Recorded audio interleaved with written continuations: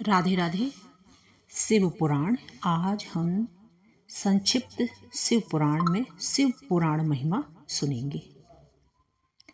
शिव पुराण महिमा सुनने के लिए आप तैयार हो जाएं, चैनल को सब्सक्राइब कर लें।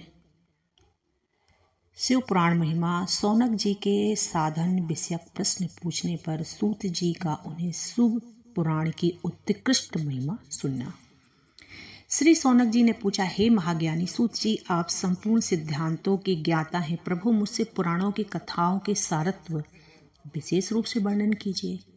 ज्ञान और वैराग्य सहित भक्ति से प्राप्त होने वाले विवेक की वृद्धि कैसे होती है तथा साधु पुरुष किस प्रकार अपने काम, क्रोध आदि मानसिक विकारों का निवारण करते हैं। इस घोर कलिकाल में जीव प्रायः असुर स्वभाव के हो गए हैं। उस जीव समुदाय को शुद्ध दैवी संपत्ति से युक्त बनाने के लिए सर्वश्रेष्ठ उपाय क्या है? आप इस समय मुझे ऐसा कोई शाश्वत साधन बताइए जो कल्याणकारी वस्तुओं में सबसे उत्कृष्ट एवं परम मंगलकारी हो तथा पवित्र करने वाले उपायों में भी सबसे उत्तम पवित्रकारी उपाय हो। तात वह साधन ऐसा हो जिसके अनुष्ठान से शीघ्र ही अंतःकरण की विशेष शुद्धि हो जाए तथा उसमें निर्मल चित्त वाले पुरुषों को सदा के लिए शिव की प्राप्ति हो जाए। अब सूत जी कहते हैं, मुनिश्रेष्ठ सौनक, तुम धन्य हो, क्योंकि तुम्हारे हृदय में पुराण कथा सुनने का विशेष प्रेम एवं लालसा है। इसीलिए मैं शुद्ध बुद्धि से विचार कर तुमसे परम उत्तम शास्त्र का वर्णन करता हूँ। वत्स, यह संपूर्ण शास्त्रों के सिद्धांत से संपन्न भक्ति आदि को बढ़ाने वाला तथा शिव को संतुष्ट करने वाला है। कानों के लिए रसायन अमृत स्वरूप तथा दिव्य है, तुम श्रवण करो मुने। वह परम उत्तम शास्त्र है शिव पुराण, जिसका पूर्व काल में भगवान शिव ने ही प्रवचन किया था। यह काल रूपी सर्प से प्राप्त होने वाले महान त्रास का विनाश करने वाला उत्तम साधन है। गुरुदेव व्यास ने सनत कुमार मुनि का उपदेश पाकर बड़े आदर से इस पुराण का संक्षेप में ही पुराण का प्रतिपादन किया है। इस पुराण के प्रणय का उद्देश्य है कलयुग में उत्पन्न हुए वाले मनुष्यों के परम हित का साधन। यह शिव बहुत ही उत्तम शास्त्र है। इसे इस भूतल पर शिव का वाक्मय स्वरूप समझना चाहिए और सब प्रकार से इसका सेवन करना चाहिए। इसका पठन और श्रवण सर्वसाधारण रूप है। इससे शिव भक्ति पाकर श्रेष्ठतम स्थितियों में पहुंचा हुआ मनुष्य शीघ्र ही शिव पद को प्राप्त कर लेता है। इसलिए संपूर्ण यत्न करके मनुष्यों ने इस पुराण को पढ़ने की इच्छा की है अथवा इसके अध्ययन को अभीष्ट साधन माना है।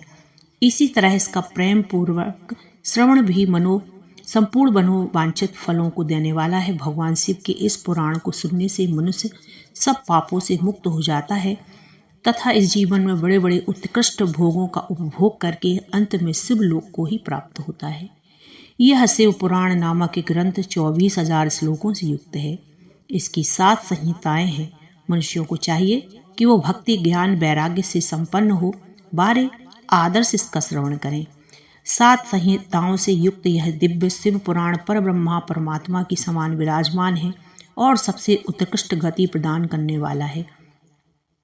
जो निरंतर अनुसंधान पूर्वक शिव पुराण को बोलता है या नित्य प्रेम पूर्वक इसका पठन मात्र करता है, वह पुण्यात्मा है, इसमें संशय नहीं है।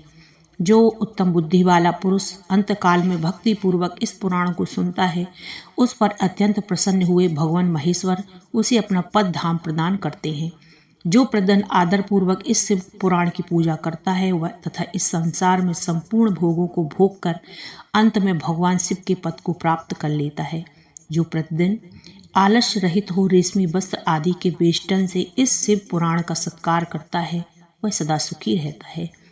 यह शिव पुराण निर्मल तथा भगवान का सर्वस्व है। जो इहलोक और परलोक में भी सुख चाहता हो, उसे आदर के साथ प्रयत्न पूर्वक इसका सेवन करना चाहिए।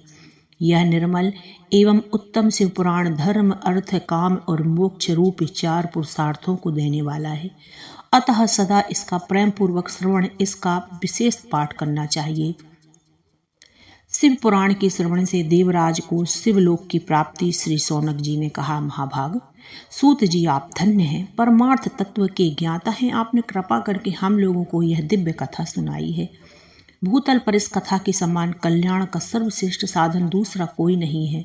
यह बात आज हमने आपकी कृपा से निश्चय पूर्वक समझ ली। सूत जी, कलयुग में इन कथाओं के द्वारा कौन कौन से पापी शुद्ध होते हैं, उन्हें कृपा पूर्वक बताइए, इस जगत को कृतार्थ कीजिए। अब सूत जी बोलते हैं, मुने, जो मनुष्य पापी, दुराचारी, खल तथा काम क्रोध आदि निरंतर लिप्त रहने वाले हैं, वो भी इस पुराण के श्रवण पाठन से शुद्ध हो जाते हैं। इसी विषय में जानकर मुनि इस प्राचीन इतिहास का उदाहरण दिया करते हैं, जिसके श्रवण मात्र से संपूर्ण पापों का नाश हो जाता है। पहले की बात है, कहीं के रातों के नगर में एक ब्राह्मण रहता था, जो ज्ञान में अत्यंत दुर्बल, दरिद्र, रस बेचने वाला तथा वैदिक धर्म से विमुख था। वह स्नान संध्या आदि कर्मों से भ्रष्ट हो गया था एवं वेश्यावृत्ति में तत्पर रहता था। उसका नाम था देवराज। वह अपने ऊपर विश्वास करने वाले लोगों को ठगा करता था। उसने ब्राह्मणों, क्षत्रियों, वैश्यों, शूद्र तथा दूसरों का भी अपने बहानों से मारकर उन सब का धन हड़प लिया था।